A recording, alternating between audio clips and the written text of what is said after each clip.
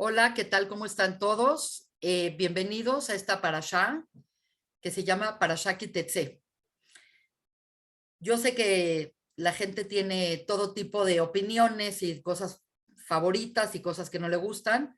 Esta es una parashá que a mí me parece ultra fascinante. Quizás es una de las parshiot que tienen una información sumamente relevante y interesante, y porque es una parashá complicada, para mí ha sido muy interesante tratarle de dar sentido a esta interesantísima parashá. Así que bienvenidos a esta parashá Ki Tetzé, a la cual la llamé de manera bastante original, gracias a un libro de Rav Matis Weinberg, la llamé La Bella y la Bestia, parashá Ki Tetzé. Así que vamos a ver esta interesante clase. Es muy interesante ver que esta es una de las parshiot, por no decir es la parashá, que contiene más leyes de toda la Torah. Es una parashá que contiene exactamente 74 alajot, y básicamente, si uno lo lee superficialmente y si uno lo lee sin el deseo de entender nada más a ver qué dice la parashá, se podría topar con una información, y son de estas parshiot que o te pegas y las entiendes y son trascendentes en tu vida, o son de esas parshiot que te pueden hacer mucho ruido a lo largo de tu vida. Por lo tanto, pues mi deseo en esta clase es tratar de entender el espíritu de esta parashá en base exclusivamente a una parashá, a un tema que vamos a ver, una alajá muy particular. Y pues para eso vamos a tratar de entender que en general esta parashá es una parashá muy sensible, y venimos con el tema de la última parashá que hablamos del espíritu de la ley. Quiere decir, hay todo un tema de la letra de la ley, que es así como parashá Moshe Misinai, y por otro lado tenemos como lo que la alajá viene a formarte como persona y a sensibilizarte con la creación, con el creador y con los demás seres vivos. Por lo tanto, en esta parashá hay muchas alajot muy sensibles, y una de estas alajot que es muy interesante es la alajá del Kansipor. La alajá del Kansipor es esta alajá particular que es un caso único que se da, que si tú vas de día de campo, vas un día de picnic y estás en el camino y de repente ves un nido y ves que la madre está posada sobre el nido, hay una mitzvah que es muy extraña de agarrar y espantar a la madre que se vaya, y entonces tú puedes agarrar los huevos o los polluelos. Pero es raro porque dices, ¿para qué lo quiero? Pero por otro lado, es la oportunidad de hacerlo. Entonces, la mitzvah es así. Si una ave madre está posada sobre sus huevos y está con sus crías, no debes de llevarte a la madre con las crías, y debes de dejar en libertad a la madre para agarrar las crías, por este tema de que la madre no sienta y no sufra de que te estás llevando a sus huevos o a sus crías. Entonces se ve evidentemente que está Dios mostrando una sensibilidad particular con todos los seres que hay en el mundo. Y otro tipo de alajot que hay acá es este concepto de, estás en la calle, ves a los animales de tu hermano, de tu amigo, de tu conocido, inclusive que no lo quieres, que los ves que se pierden o que se descarrían. Es tu deber, aunque odies a esa persona, devolver a los animales para que no tenga una pérdida material. Entonces es muy interesante porque dice, no puedes estar pasivo ante una situación donde vas a ver que alguien va a hacer una pérdida o va a tener un daño. Otro tipo de alajá muy importante es no pedir ningún tipo de interés cuando das un préstamo, porque si una persona está en la situación que te necesita de ayuda, muchas veces si le pones un interés al préstamo, no lo ayudas porque realmente no tiene la capacidad de hacerlo. Entonces está esa importancia gigante de no cargarle la mano a la persona que está en necesidad. Entonces, como pueden ver, dentro de las 74 alajot que aparecen acá, hay todo tipo de cosas muy sensibles y particularmente en esta parashá hay mucha sensibilidad con respecto a las relaciones conyugales y las relaciones personales apropiadas. ¿A qué me refiero con esto? Que la Torah pone muy claro un énfasis en las leyes de matrimonio y de divorcio. El judaísmo contempla el matrimonio como una empresa, como un contrato legal, con derechos, obligaciones, y por otro lado también contempla esta situación de que muchas veces un matrimonio, por más de que le echen ganas, por más de que las personas quieran, a veces no funciona y a veces es en detrimento de las personas y de la familia y está contemplada la posibilidad de un get, de un divorcio. Y es también un contrato muy penoso, pero muy real. Hay toda una masejet del Talmud llamada Masejet Gitín que habla de todos estos casos. Por lo tanto, pone muy clara la Torá en esta parashá las relaciones correctas.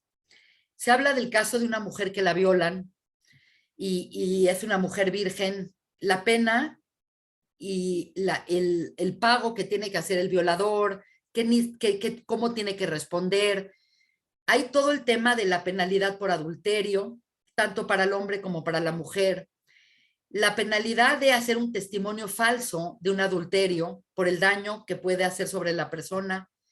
La Torah es muy enfática de que la prostitución existe, pero en el judaísmo es repugnante el concepto de la zoná, de la prostitución. Y también en esta parashá aparecen las leyes de la viuda que no tuvo hijos y que puede hacerse, hoy en día no se hace, pero se podría hacer, las leyes de Yibum o Levirato. Por lo tanto, cuando uno agarra la parashá, pues ve estas cosas y dice qué sensible es la Torá, qué linda es la Torá, qué maravilloso es como Dios quiere que el ser humano se transforme en un ser más sensible y más puro. Y de pronto entra un tema que va a contrastar de manera drástica todo este trasfondo de sensibilidad y de rectificación, porque hay una ley que si no la entiende uno bien, uno pensaría que la Torah es una desastre. Y es la ley una alajá particular que se llama la Yefat Toar. La palabra Yefat viene de Yafé, bella, de belleza, Toar, preciosa a la vista. Y es una ley que habla de una captiva y bella mujer. Entonces, básicamente, la parashá Kitetse está dada en el contexto de la palabra Kitetse la Milhama, que significa cuando salgas a la guerra, y pone todo un caso hipotético, porque habían cierto tipo de guerras en el pueblo de Israel, habían unas guerras que se llamaban guerras de Reshut, que las tenías que hacer para defenderte ideológicamente, tus fronteras, pero también había una guerra que podías hacerla o no hacerla. Quiere decir, hay muchas categorías de guerras, y esta es una guerra que dice, es de las que no es obligatoria, es una guerra que el rey declara una guerra, pero no por una cosa de vida o muerte. Y de pronto dice que si vas a la guerra, que te la Milhamá, y ves entre los prisioneros de guerra a una mujer hermosa, guapa, que te atrae y que la deseas, tú pensarías, bueno, pues estás en la guerra, te la agarras. Y te la agarras y la violas. ¿Por qué es importante hablar de esto? Porque realmente cuando la gente está en este nivel de adrenalina y en este nivel de nefesh, este nivel de sobrevivencia, el instinto sexual se vuelve tremendo. Y por lo tanto, está esta ley que dice, ves a una mujer que te gusta y la haces prisionera y dice, la puedes tomar como esposa. Y la tienes que traer a tu hogar, le debes de rasurar la cabeza, le debes dejar crecer las uñas, se tiene que quitar la vestimenta que normalmente estaba usando y debe de estar en tu casa un mes entero en duelo por sus padres que murieron cuando tú atacaste este campamento, y solo entonces podrás tener relaciones con ella. Quiere decir, te gusta esa mujer, no la puedes violar. ¿La quieres agarrar para ti? Perfecto. Pero no la puedes hacer en manera bestial. Tienes que agarrarla y hacer todo este procedimiento de traerla a tu casa, quitarle el pelo, dejarle crecer las uñas, quitarle la ropa, sentarla en shtive, hacer shloishim, y después ya te puedes casar con ella. Y la tienes que tomar como tu mujer. Quiere decir, no es que la agarraste, si te la agarraste, si la usaste, si la botas, no. La puedes agarrar como tu mujer con todas las leyes del matrimonio judío. Kedat Moshe be Israel. ¿Y qué pasa si después de este mes ya no la deseas? La debes de despedir, la pones en libertad, y como no has tenido ningún tipo de intimidad con ella, no puedes maltratarla, no la puedes vender como esclava, no la puedes usar para nada indigno, la tienes que shalom ubrajá y sacarla de tu casa de una manera correcta. Hay mucha gente que lee esta alajá y dice, es una bestia este hombre, y no puedo creer que la Torá, con toda su sensibilidad con el pájaro, y la sensibilidad con la mujer, y la sensibilidad con la propiedad de los animales y con el dinero ajeno, permita que un hombre llegue y se agarre una mujer que acaban de matar a sus papás y ¡pum!, te la quedas. Por eso es tan importante siempre poner tanta atención y poner un cuidado escrutinoso sobre la lectura de la Torá, porque obviamente vamos a entender profundamente esta alajá, y al entender esta alajá vamos a darnos cuenta qué sensible es la Torá. Cuando leemos este pasuk en la Torá y lo haces de manera rápida, parece inhumano, parece insensible, parece horrible. La primera pregunta es así: la mujer es una captiva. No es que la mujer quiere estar contigo. Acaba de perder a sus familiares. Acaba de perder la vivienda y la familia y prácticamente quedó despojada de todo. Lo más probable es que esta mujer te vea a ti con pánico y está llena de resentimiento y odio contra este soldado. La pregunta es cómo la Torá permite que este hombre la tome y se la lleve con él. Es casi una enemiga. Es una persona que circunstancialmente le fue terrible y tú vas y ¡pum! Y tenemos que pensar, realmente imaginar esta situación. La lleva a su casa, ahí no la puede tocar. Quiere decir, ahí empieza ya uno a ver, a entender un poco este control. Quiere decir, el instinto natural es, me gustó, me la agarro, la violo, como solía pasar en todo tipo de guerras que han precedido, que llegaban los cosacos y violaban a todas las mujeres. Y llegaban los cruzados y violaban a cada mujer que había ahí. Quiere decir, cuando uno está en la guerra se destrampa. Y acá te dicen, te la puedes llevar, pero no la tocas. Y te la llevas a tu casa y la metes en otro ambiente. En la casa le quitas el pelo, lo cual, imagínate ver una mujer guapísima, con pelo, así toda guapa, de repente pelada, le dejas crecer las uñas, le quitas su ropa, le pones un camisón X. Entonces, básicamente, lo que sucede es que le dices, ahora tienes que estar en luto por tus padres, la sientas en el piso, le das de comer un huevo, y después de un mes, le dices, vamos a casarnos. Y vamos a hacer un matrimonio en todo el sentido alágico. La realidad es que es completamente absurdo, porque la mujer es captiva, está resentida, no es lo mismo verla en ese momento de furor y de adrenalina y de testosterona que verla ahí sentada con la cabeza pelada y comiendo un huevo duro. Por lo tanto, se ve como una alajá que de verdad no tiene ni pies ni cabeza y se ve absurda. Entonces, obviamente, pues lo que vamos a intentar es explicar que lo que vemos a simple vista no es. El comienzo es que el ambiente de la guerra es bestial y que cuando una persona va a la guerra, de entrada es muy importante decir, que ahorita lo vamos a explicar, que en la parashá de la semana pasada, yo no lo expliqué, pero es parte de la parashá de la semana pasada, de Shoftim, pone muchas restricciones quién puede ir a la guerra. Históricamente, cada vez que había una guerra, se hacían levas y se agarraban a las peores personas del país. Es más, abrían la cárcel, sacaban a los reos, sacaban a las peores personas y se las llevaban a la guerra, porque pues no tienen nada que perder y vámonos. Y en las cruzadas abrían los manicomios y ¿cómo se llaman? Las mazmorras y las cárceles y sacaban a todos, les decían, te perdonamos, vámonos a conquistar Jerusalén. En la Torah es completamente al revés. En la Torah no puedes ir a la guerra si no eres un tzadik gamur. Y eso es lo que vamos a ver. Entonces, el concepto es el siguiente. El ambiente de guerra es un ambiente de sobrevivencia. Como ustedes saben, pues el ambiente de sobrevivencia es, en términos de la Kabbalah, en términos de Machshavá, pues es nefesh. Nefesh es este alma viviente que quiere vivir, que quiere sobrevivir y que está nada más viendo cómo no morir.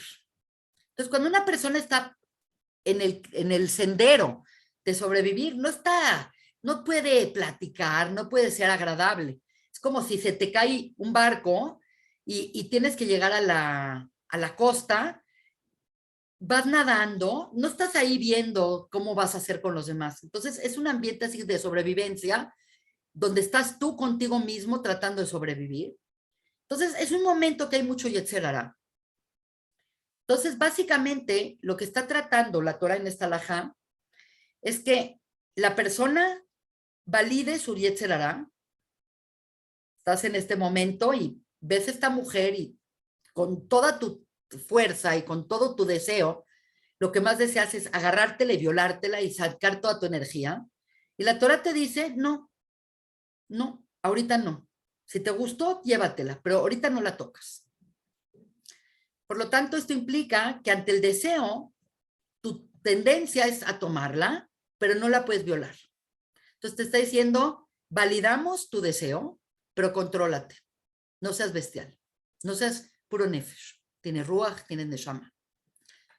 Es interesante el lenguaje de la Torah, y esto es algo que lo dice Rashi y Onkelos. Dice, Ikaj, vas a tomar a esta mujer, y es el mismo lenguaje que usa cuando tomas a una mujer para casarte, para hacerle kiddushin. Entonces, no se trata de te la agarras y te la agarras, sino te la agarras para que sea tu mujer. Y no puedes tener relaciones con ella hasta un mes. Entonces, obviamente, evidentemente, una vez que está rapada en tu casa, que está comiendo su huevo duro, que está con las uñas largas y que está ahí llorando y que no la puedes tocar, es muy probable que en este mes se te bajó la calentura, se te bajó tu deseo de agarrártela, ya no te gusta tanto, y lo más probable es que ya no quieras nada con ella. Quiere decir, te enfriaron tu deseo bestial. Si es que te arrepentiste, no puedes agarrar y decirle, te vas a la fregada y nada, y no la puedes votar. Y básicamente, lo que deberás de hacer es liberarla y tratarla con dignidad. Pero está la posibilidad que pese a esto, aún la desees.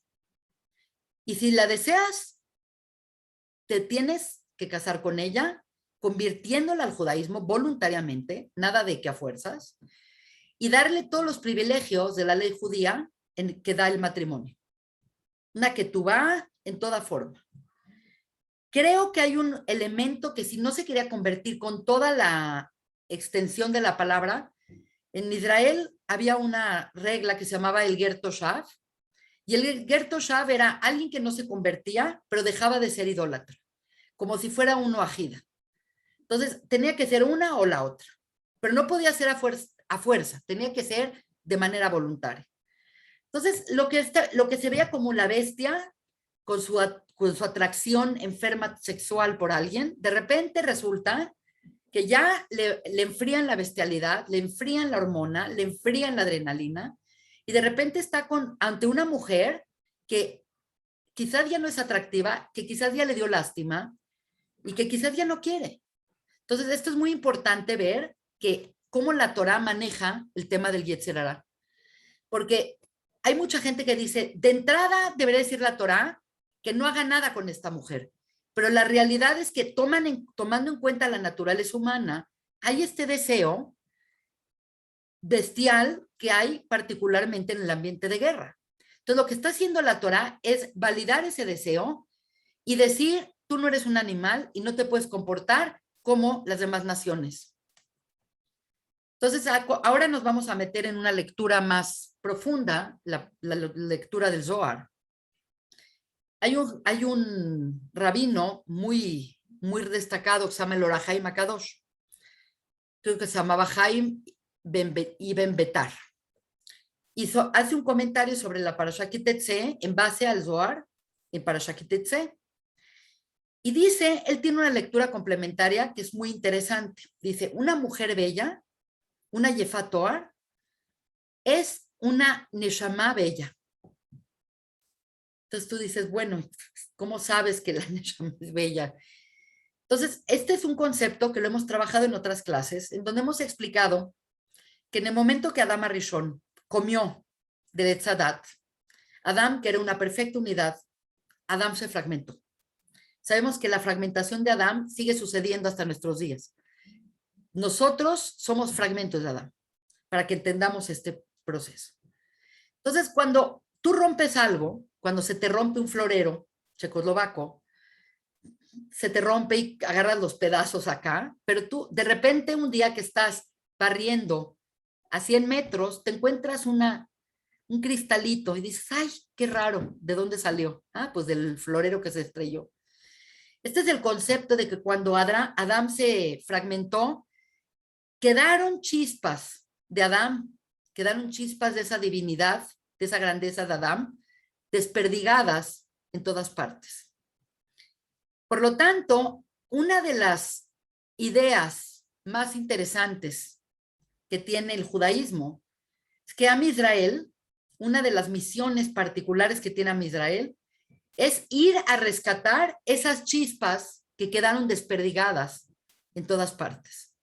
Entonces, en pocas palabras estamos diciendo que en esos pueblos idólatras, estos pueblos que están llenos de obscuridad, ser idólatra es ser oscuro. Todos estos pueblos que se ven como malos tienen una chispa redimible. Entonces, esta Yefat Toar se refiere a ir a una guerra no obligatoria, a ir a rescatar estas chispas de santidad y traerlas a la Canfeya Shechina, traerlas bajo las alas de la Shechina. Entonces, lo que tú estás haciendo es una mitzvah de ir a lugares, aparentemente, aunque el pueblo de Israel no es un pueblo necesariamente guerrero, tampoco es un pueblo pacifista. El concepto de Milhamá es un concepto que está permeado en todo el Tanaj de manera importante. Como explicamos, hay guerras de reshut, hay guerras obligatorias, hay guerras de conquista, hay todo tipo de guerras y estamos contextualizados en un mundo que hay guerras. La historia de la humanidad es la historia de las guerras. Entonces, no es que el pueblo de Israel está empezando guerras y quiere expandir, si quiere hacer proselitismo, pero hay veces tiene que entrar a la guerra. Este tipo de guerra, de que te la milhamá, cuando vayas a la guerra, tiene una función de ir a rescatar almas y de ir a rescatar a gente para que entren al Canfeya Shechina, que entren al pueblo de Israel. Entonces vamos a elaborar un poco más el concepto de Parashá Ki Tetzé en el Zohar, porque realmente esto podría ser una forma de entender de una manera muy particular la grandeza de lo que es las Milhamot Reshut. Primero que todo, en la parashá de la semana pasada, Shoftim, describe que una persona para ir a la guerra tiene que ser un tzadik gamur. el campamento mismo de la Mirjamá, lo que se llama la tropa donde se van a quedar, tiene que quedar impoluta de ningún elemento que no funcione bien. Por ejemplo, no sé si saben, pero nadie podía hacer sus necesidades dentro del campamento. Había una ley de que los soldados tenían que hacer un lugar, cavar letrinas, y el campamento tenía que estar limpio, ordenado, no podía haber nada de desorden, no podía haber nada tirado, no podía haber nada asqueroso. Y la persona que tenía que ir a la guerra se descalificaba si la persona no tenía pánico. Hay gente que le da pánico ir a la guerra, no podía ir. Si la persona estaba en su primer año de matrimonio, no podía ir. Si la persona había hecho una casa y no la había inaugurado y la había disfrutado, no podía ir a la guerra. Si una persona había sembrado un viñedo y no había disfrutado del fruto de su trabajo, no podía ir a la guerra. Si una persona tenía una eyaculación en la noche, lo que se llama un sueño mojado vil, se tenía que esperar fuera del campamento, dejar una noche, ir a la mikve y regresar al campamento.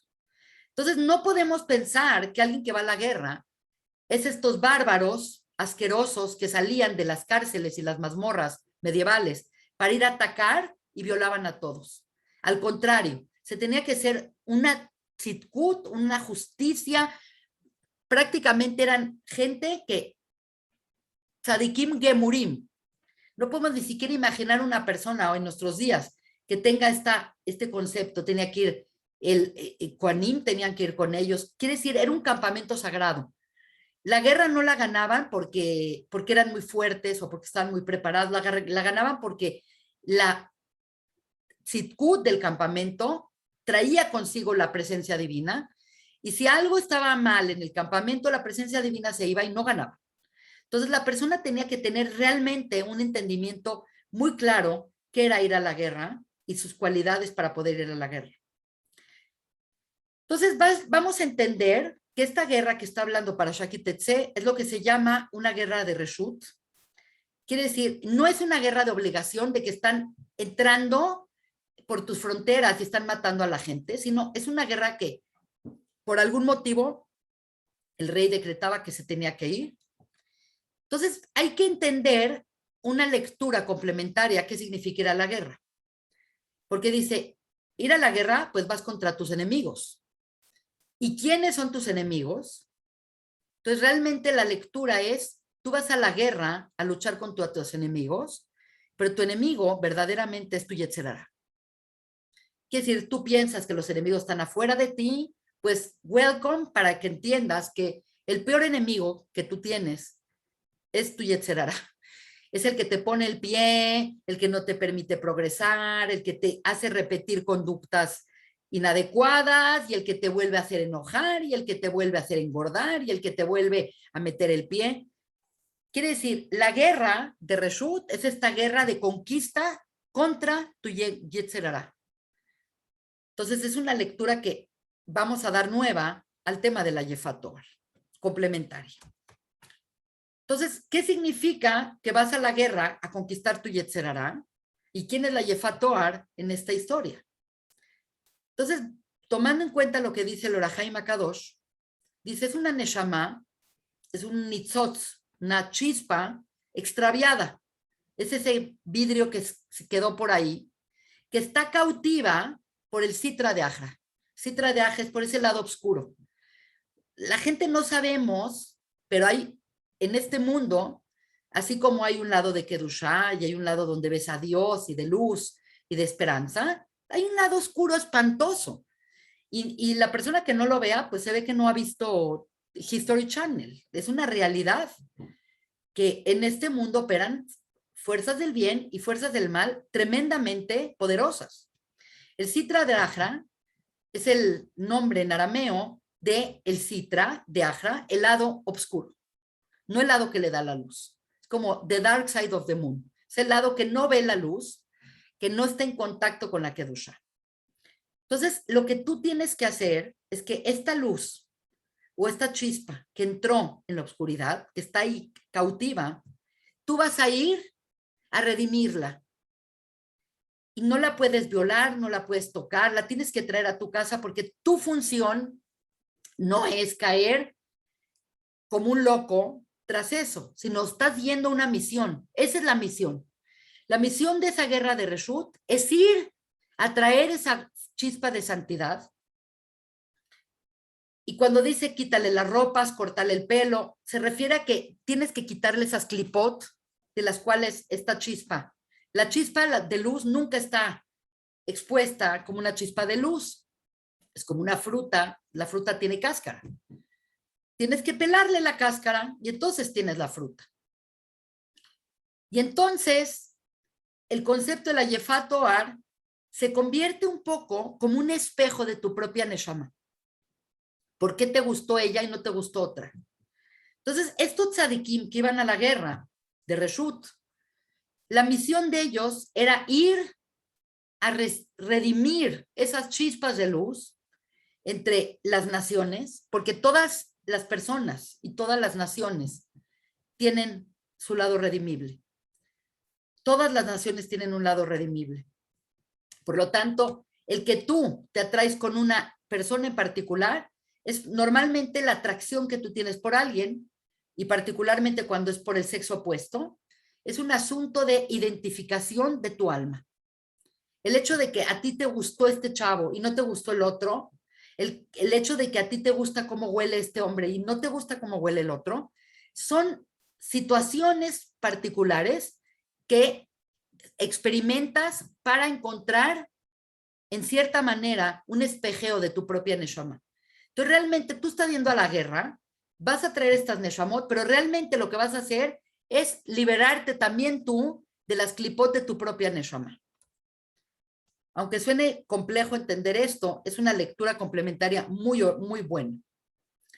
Entonces, hay algo muy interesante. Después de que sucede esta situación, que ya explicamos que tiene un trasfondo muy, muy interesante, de pronto viene una procesión de alajot, dentro de las 74 alajot que hay en esta parasha, y hay un orden que yo se lo escuché a mi rabino, Rav Yohanan Zweig, y me parece que está en el Talmud, pero lo menciono a él porque me fascinó el orden. Uno lo lee y dice, no entiendo qué tiene que ver los animales con el pájaro, y qué tiene que ver la mujer guapa con la guerra, y qué tiene que ver esto con el otro. Pero si uno lo lee con disciplina, hay una orden impresionante y impecable en esta parasha. Ok. En el momento que termina la Yefat Toar, comienza la Torah diciéndonos, esta es la ley cuando un hombre tenga dos esposas. Una que ama y otra que tiene aversión por ella. Y tanto una como la otra tienen hijos. Pero resulta que el primogénito es de la que no quiere. Quiere decir, en la Torah, aunque no nos parezca bien, los hombres podían ser polígamos. La mujer no. Esta es una ley de la Torah, es la palabra de Dios. Hoy en día ya casi la poligamia no existe. Rabbeinu Gershom en el año 1000 prohibió al mundo ashkenazí de tener más de una esposa, y es rarísimo que alguien se case con más de una esposa. Pero en la época bíblica sucedía que una persona podía tener una, dos, tres mujeres. Entonces resulta que acá hay un hombre que tiene una mujer que se alucina y una mujer que ama. Pero resulta que con la que medio se alucina tuvo a su primogénito. Entonces, básicamente, el día que va a heredar este hombre y que va a legar su propiedad a sus hijos, no debe de darle al hijo de la esposa amada preferencia sobre al hijo primogénito de la que no quiere. Quiere decir, lo lógico es que tienes una que amas y tiene un hijo y lo amas, y a la otra no la quieres tanto y al hijo le haces el feo.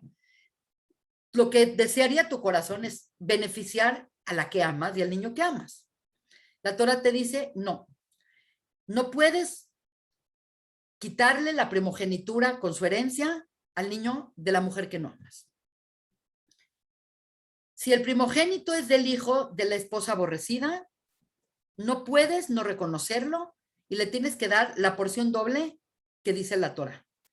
Hoy en día esto de la Yerushá, de la herencia al primogénito doble, se ha cambiado por muchos problemas que han habido familiares, pero realmente por la Torah te está diciendo que no puedes seguir tus emociones a la hora de heredar y que tienes que hacer lo que Dios quiere. Y si tienes un primogénito, aunque no sea de tu amada, lo tienes que favorecer. Entonces, ¿qué tiene que ver esto con esta alajá? ¿Qué tiene que ver la Yafat Toar con esta alajá?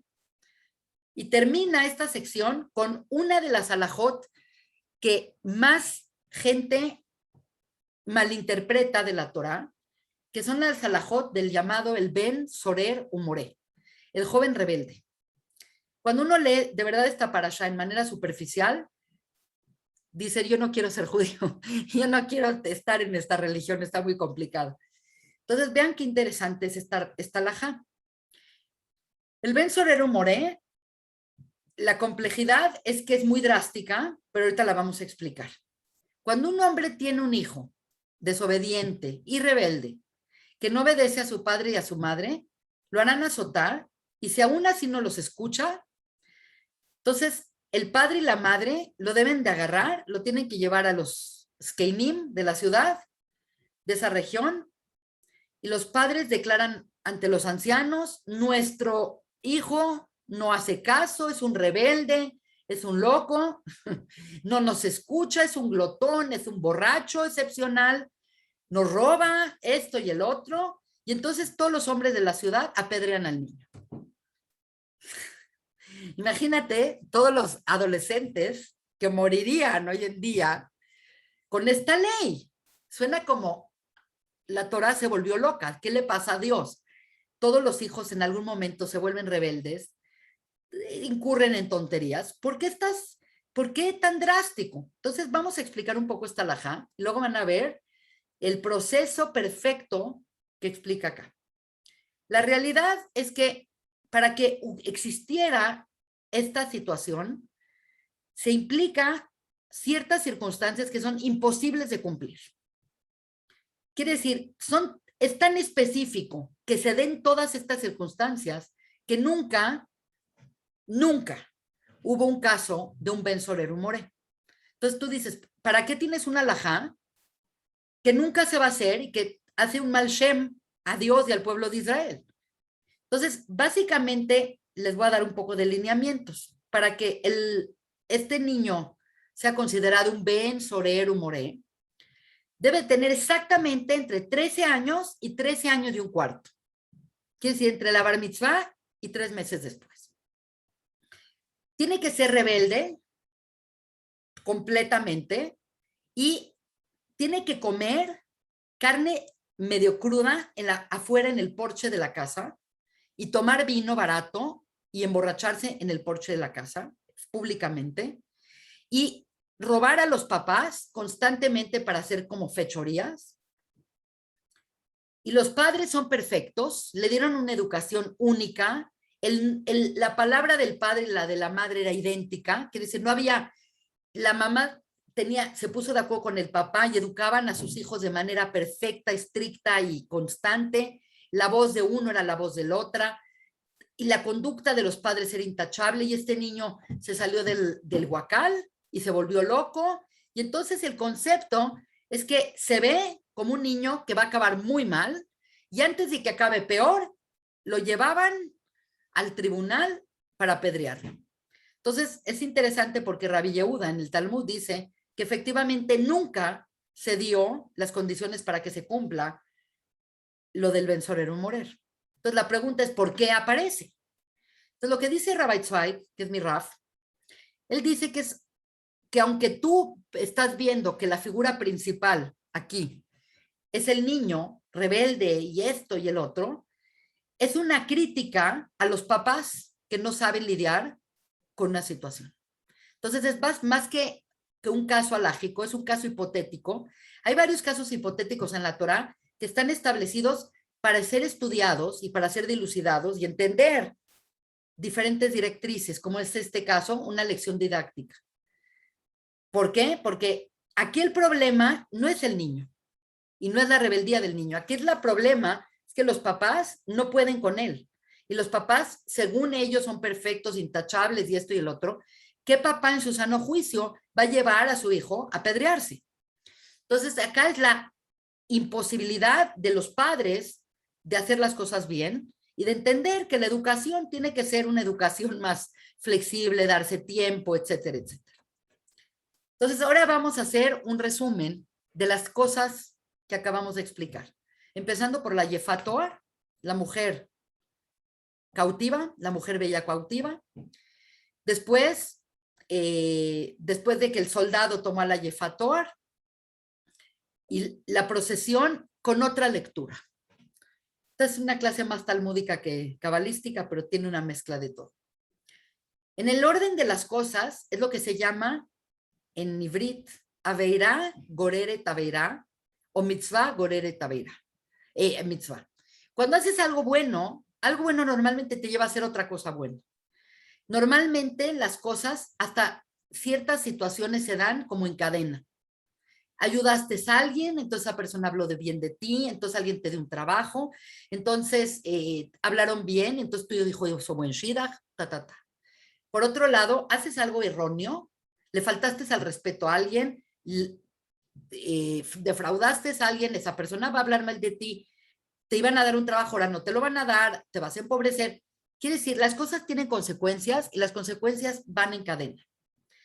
El caso que voy a explicar ahorita es cómo hay un encadenamiento de eventos, como dicen, desafortunados. Un soldado, es una lectura complementaria pero muy interesante. Un soldado sale a la guerra, Kitetzela Melhamá, y toma a una mujer, una Yefatuar. Ese hombre se le antojó esta mujer exótica ahí, no reconoce su error y sigue y persiste en que es para él. Y se casa con ella. Quiere decir, normalmente ese era un periodo de enfriamiento para que la mujer y el señor se den cuenta que no tienen nada que ver uno con el otro. A veces sí pasaba que se agarraban, ¿no? No digo que no. Pero normalmente, ¿por qué un hombre va a querer una mujer de otro pueblo que acaba de matar a sus padres y que es el agresor? Entonces, está mal el shidach, no es un shidach normal, no es que se conoce en una fiesta. Entonces, probablemente este hombre no reconoce su error y clásico que dice, pues ahora me caso con ella. Ella probablemente va a tener resentimiento. ¿Por qué va a tener resentimiento? Porque ella no está realmente convencida de ser judía y no está convencida de estar con el que acabó con su pueblo, con ese hombre. Entonces, obviamente, este señor, la gente no le gusta reconocer sus errores. Entonces, como no le gusta reconocer sus errores, dice, bueno, tengo esta esposa, me voy a agarrar otra, ahora sí una Yiddish Meidale, bien, que me entienda. Entonces se va a agarrar una segunda esposa. Con la Yefatoar resulta que tuvo un hijo. Y con la segunda esposa también resulta que tuvo un hijo. Obviamente, la primera esposa no reconoció su error, se la agarró, tuvo un hijo, pero la desprecia, porque no es lo que él quiere para él. Entonces, con la segunda esposa se casa, enamorado, le encanta, es una mujer hecha para él y tiene un hijo. Entonces, la Torá está diciendo, evidentemente, no puedes ahora desconocer la primogenitura del hijo de la Yefatoar. Y lo que debes de hacer es que debes de tratarlo bien, porque es tu hijo. Finalmente, tus acciones tienen consecuencias y no porque no quieres a la mamá, te vas a desquitar con el hijo. Entonces, lo tienes que heredar bien. Entonces, básicamente, cuando tienes un mal matrimonio, como es en el caso de este hombre con la Yefatoar, lo más probable es que frívolamente llevan la fiesta en paz, pero no están dando el soporte emocional, educativo que requiere un niño y más un adolescente. La adolescencia es un periodo de rebeldía natural, donde los padres entienden que los hijos se rebelan a las figuras paternas, maternas, para encontrar su propia autonomía y su propio yo. Es totalmente normal que hay un momento de rebeldía hacia los valores de la casa, hacia las cosas de la casa, que a veces es temporal y regresan. Muchas veces un hijo de una casa muy religiosa se va off the derech y luego regresa, o cambia su estándar, o alguien de una casa muy secular se vuelve religioso. Es normal estos cambios porque cada persona es natural. Pero acá lo que resulta es que este mal matrimonio creó un ambiente que aparentemente es como muy sostenible, pero no es nada sostenible y cuando hay una rebeldía, nadie quiere lidiar con esto, entonces lo llevan con las autoridades del pueblo porque ellos no quieren lidiar con estos problemas y menos este señor porque tiene otra familia con una señora que está todo bien. Entonces, este es un ejemplo perfecto de una parashá que se ve disgregada, se ve como disfuncional, con alajot sensibles, alajot insensibles, alajot de la mujer violada, la mujer no violada, la mujer adúltera, la mujer no adúltera, el hombre adúltero. Quiere decir, tiene muchas alajot muy molestas, muchas de ellas no estamos de acuerdo con ellas, pero también hay que entender que tú no haces la Torah. La Torah no tiene que tú no cumples la Torah porque te parece que está bien. La Torah es la Torah, Dios dio la Torah, y tú no estás acá como un juez calificando si estás de acuerdo con Dios o no estás de acuerdo con Dios. Entonces, una vez que tienes este cuerpo de información maravilloso, llamarlo la Torah con la Salahot, probablemente lo que tienes que hacer es tratar de hacer este tipo de lecturas para entender qué está pasando acá. Entonces, básicamente, lo que me gustaría redondear en estos últimos momentos es que a lo largo de esta parashá hay un tema que está constantemente saliendo a la luz, brotando y brotando y brotando. Y es un tema que es importante por siempre y más viviendo en la realidad que vivimos, donde nuestra alma está encarnada en un cuerpo y donde hay como un tirafloja de lo que quiere el alma y lo que quiere el cuerpo, no están necesariamente de acuerdo. Es importante mencionar que todo el trabajo que tenemos que hacer en esta vida y todo lo que es tu enemigo, porque al finalmente tu enemigo es tu Yetzer Hara. Tu enemigo lo tienes dentro de ti. Aunque se ve que tus enemigos están afuera, cuando una persona está verdaderamente consciente de su trabajo para su superación personal, tiene que trabajar internamente con su Yetzer Hara. Y la peor cosa que puedes hacer es decir, yo no tengo Yetzer Hara. Porque todos tenemos Yetzer Hara y tenemos Yetzer Tov y Yetzer Hara, y hay un tira floja cada instante entre estas dos voces que están en nuestra mente. Entonces, ¿qué significa Yetzer Hara? Según el Zohar, es Yetzer Hara, que significa razón atzmi, mi voluntad. Entonces, el Yetzer Hara es cuando una persona dice, es que esto tiene que ser así. Es que esta es mi voluntad. Es que las cosas tienen que ser de esta manera. Es lo que se llama un ego puro o un ego en desbalance. Siempre los impulsos egoístas son malos. La Torah no es que das la vida por todo mundo. Hay miles de alajot que dice primero vienes tú, después viene el otro, y meinanilimil, y si no estoy para mí, no está nadie para mí. Yo no digo que tienes que sacrificarte, pero cuando tú te empiezas a moldear como un ser que su voluntad lo permea y las cosas tienen que ser así, créeme que estás en un término, en un estado de Yetzer Hara y de ego puro, y por lo tanto la guerra contra tu enemigo, Kitetzela Milhamá, tiene que ser librada como si fuese una guerra verdadera. Entonces, la guerra verdadera es que la gente piensa que van a la guerra y como veíamos en las películas, ¿no? Que las personas se ponían y se aventaban unos contra los otros y chocaban y se mataban y se encajaban. Y todo eso que hemos visto del pasado es una realidad, pero eso no servía.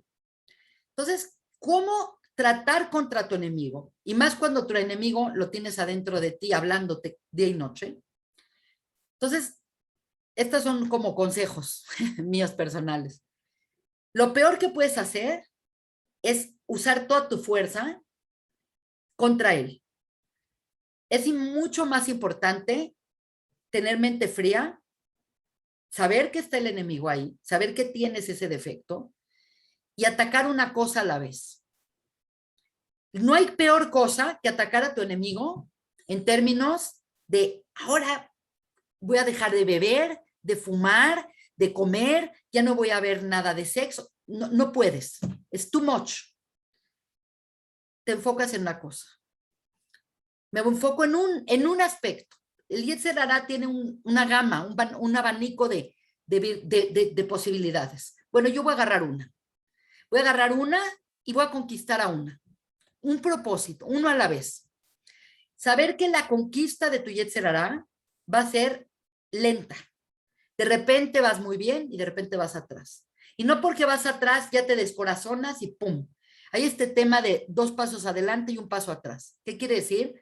Que es muy lento, pero siempre hay la posibilidad de regresar. Esto pasa mucho, por ejemplo, cuando alguien hace una dieta o cuando quiere dejar de fumar. Hay gente drástica, ni nunca más voy a romper mis estos, me voy a salir de mi cuenta de Instagram, me voy a poner una dieta estricta, no voy a comer nunca más carbohidratos, voy a hacer keto toda mi vida. Es tan drástico que el día que le hicieron una fiesta y comió un pastel, se va todo a la volar. ¿Por qué? Porque, no, pues ya no puedo, ya, es too much, esto es mucho para mí. No, saber que puedes caer y te puedes perdonar y vuelves a regresar. Eso es importante. La embestida contra el Yetzer Hará no tiene que ser agresiva. Hay mucha gente que dice, tengo que ser drástica y si no soy drástico, no. Es mucho más importante conocer cuándo aparece, cómo aparece y empezarlo a dominar. Quiere decir, es mucho más grande y mucho más poderoso tener una estrategia fría, tomando en cuenta qué hago si pasa esto, qué hago si tuve una baja, qué hago si me fue mal, cómo me retiro, cómo me vuelvo a enfrentar, que irte con todo y o salir muerto o a ver qué pasa. Entonces, hay un tema muy importante que hemos hablado de esto en muchos parshiot, que cuando Dios crea al hombre, dice Vayitzar Adam, y cuando dice Vayitzar, viene con 2 yuds.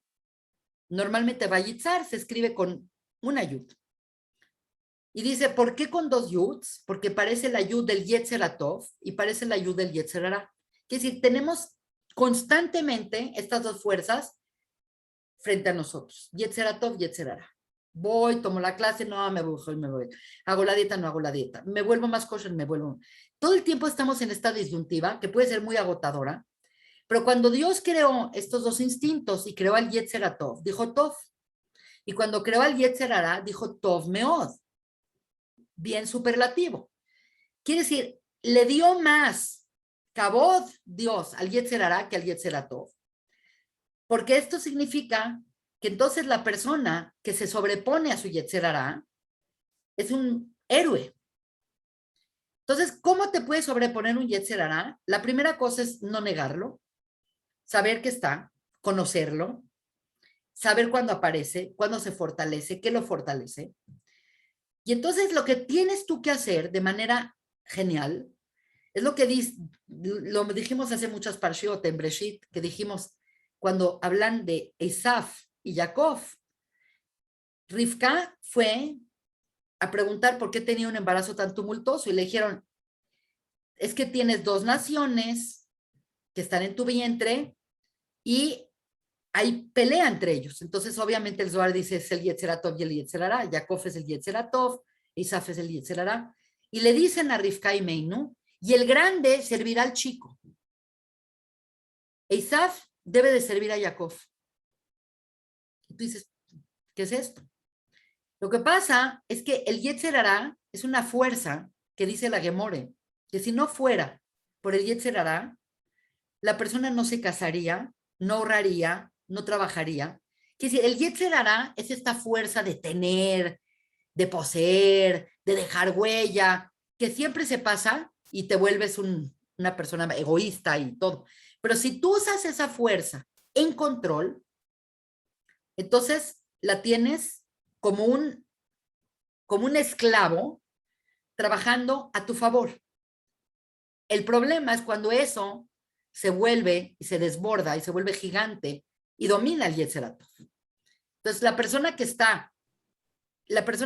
en el judaísmo no está bien visto que una persona sea muy pasiva y que no haga nada y que no haga dinero y que no haga negocio. Eso no está bien. Lo que está bien es que eso no se vuelva a su vida, sino que use su inteligencia, la fuerza, inclusive, para estudiar Gemore, es una fuerza parecida. Suena muy raro, pero es una fuerza parecida a la fuerza de un luchador. Hay una historia que creo que las mencioné en alguna clase anterior, hay una historia de un tipo que asaltaba en los caminos que se llamaba Rish Lakish. ¿Se imaginan? Es un Yetzer Hara completamente. Un asaltante de caminos está ahí todo el día esperando que venga alguien, ve su vulnerabilidad, lo asalta, le roba todo, a veces lo va a tener que matar. Se ve como un rufián de lo peor. Y una vez este Rish Lakish llegó, se empezó a quitar la ropa para echarse en el río y de repente vio como una chava muy guapa y se le aventó. Y resulta que no era una chava y que era un rabino que se llamaba Rav Yohanan. Y entonces cuando Rav Yohanan vio la fuerza de este tipo y cómo nadaba y cómo era vigoroso y todo eso, le dijo, ¿y tú quién eres? Dice, yo soy Rish Lakish, el asaltante. Dice, sí, soy el asaltante.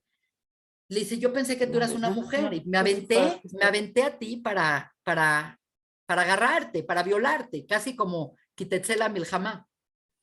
Entonces es bien interesante porque le dice, con esa fuerza que tú tienes, imagínate cómo estudiarías Gemore.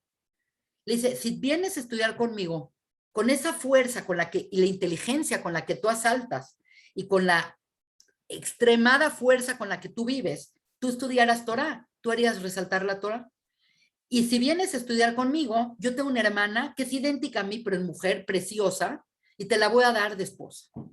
Y se casó con la hermana de Rav Yohanan, y fueron jabrutó toda la vida. Y dicen que era tanta la fuerza del estudio entre ellos dos. ¿Por qué era tanta la fuerza? Porque eran dos tipos fuertísimos, uno era un gordote gigante, otro era un gladiador. Y entonces usaron esa fuerza no para asaltar, no para matar, no para robar, la usaron para encontrar la verdad y encontraban la verdad. Entonces, el tratamiento al Yetzer Hara tiene que ser así. Tiene que ser que lo conoces de tal manera que lo dominas y que lo haces trabajar para ti. Haces del Yetzer Hara esa fuerza. Hay veces ves una persona y dices, ¿de dónde saca tanta fuerza este cuate? ¿Cómo habla? Siempre está acá, viaja, viene, negocios. Entre más Yetzer Hara tienes y lo sabes canalizar más, puedes conquistar al mundo. Impresionante. Entonces, es muy interesante porque este es un tema que vamos a hablar en las próximas clases, porque todo el proceso de Lul para llegar a Tishrei es una rectificación muy fuerte de nuestra persona y entender que el enemigo más grande que tenemos es nuestro propio Yetzer Hara. Entonces, tomando en cuenta el flujo de esta parashá, que algunas posiblemente llegaron tarde, pero igual lo grabé, es este concepto de entender cómo la Torá te va enfriando de ser una persona impulsiva. Hay mucha gente que se siente muy bien de ser espontáneo e impulsivo y dicen, así soy, y así hago los negocios y así me manejo mi vida.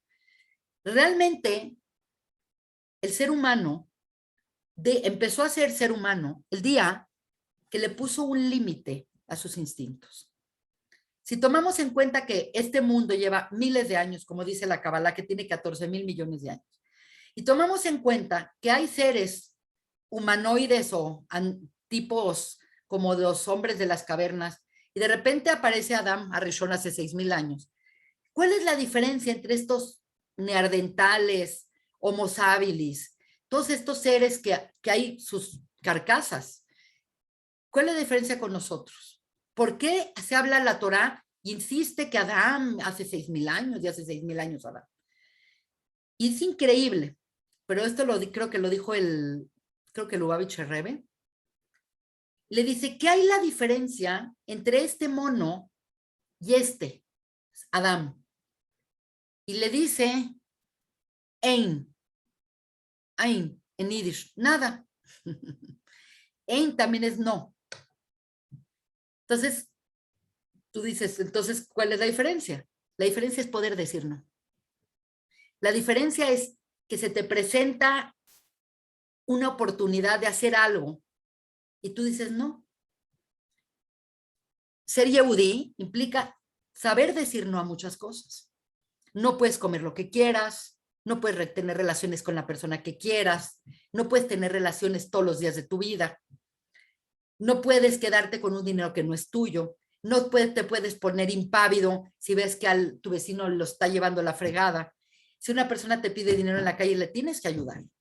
Quiere decir, la diferencia entre el ser homínido y el ser humano llamado Adán es esta capacidad que tenemos nosotros de sobreponernos a nuestro Yetzer Hará, a nuestro Nefesh y a nuestros instintos y nuestras impulsividades.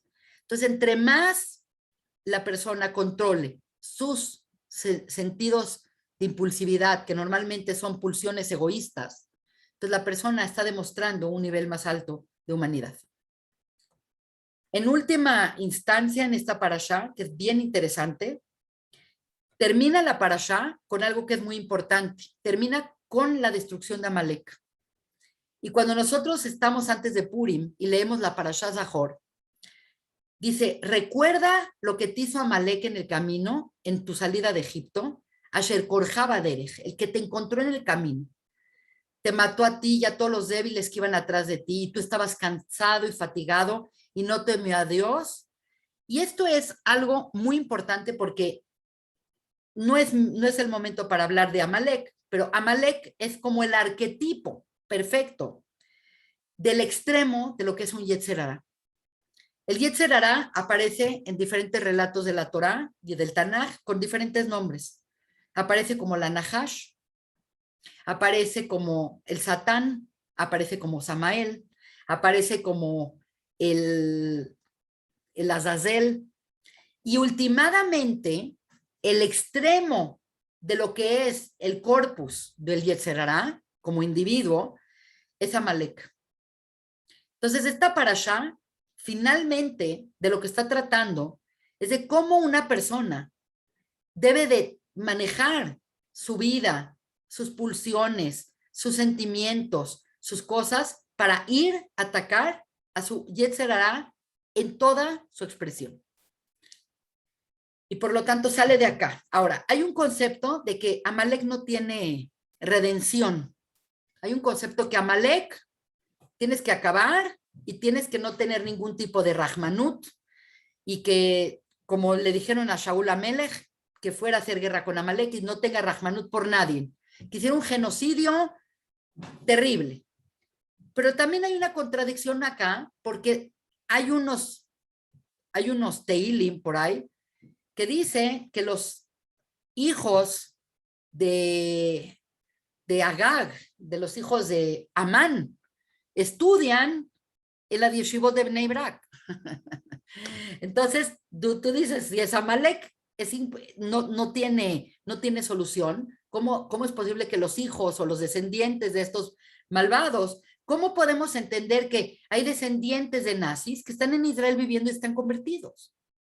Entonces, aquí ya se aplican que los hijos pueden cambiar las cosas de los padres, que los seres humanos tenemos libre albedrío, que la persona no está predeterminada necesariamente para ser mala. Pero lo que sí podemos entender es que la filosofía principal de Amalek, y esto es muy importante para mí decirlo porque hay veces no tenemos la oportunidad de decirlo, es que Amalek no dice que no hay Dios. Amalek dice que no es posible que Dios tenga relación con el hombre. Entonces ellos dicen, puede ser que Dios sí existe, pero que Dios se encargue de los cielos y el ser humano se encarga de la tierra. Quiere decir, el problema de Amalek no está en creer en Dios. Lo que ellos no creen es que Dios tenga ningún tipo de injerencia ni ningún tipo de voz en la realidad terrenal. Entonces, esto es en Machshavá, que la parte inminente, la parte eterna de Dios, la parte constante de Dios, que es Yud-Hei, nosotros como pueblo de Israel decimos el Yud-Hei y el Vav-Hei están pegados. Nosotros llamamos a esto el Brit. Quiere decir, no hay nada abajo que no tenga un impulso arriba. Y ellos dicen, Dios creó y abandonó, y aquí hay una ruptura. El mundo de abajo está hecho para el hombre, y el hombre hace sus leyes, el hombre hace su moral, el hombre hace su propia vida. Y si parte de tu moral es matar a niños discapacitados, pues ni modo. Y si tu moral ahorita es matar a judíos o matar a los de Afganistán o matar a los de Ruanda, pues ni modo, lo tienes que hacer y punto. No hay nada malo en eso, porque es tu ley. Y obviamente, pues ese es el concepto de Amalek. El concepto de Amalek es que para ellos la ley de Dios no se tiene que aplicar en este mundo porque es irrelevante Dios para este mundo. Se lo quise explicar para que quedara esta parashá completamente compenetrada. Pues esta es la clase de hoy. Hubo un poco de desorden con respecto a cuándo se van a dar las clases, porque yo avisé que no iba a dar y luego dije que sí voy a dar. Pero bueno, Bezrat Hashem de ahora en adelante vamos a tener clases todos los jueves. Esta clase la grabé y pues no sé si tengan alguna duda, porque con mucho gusto la puedo contestar, ya que estamos en Zoom en vivo, después de un mes y medio de no tener clases.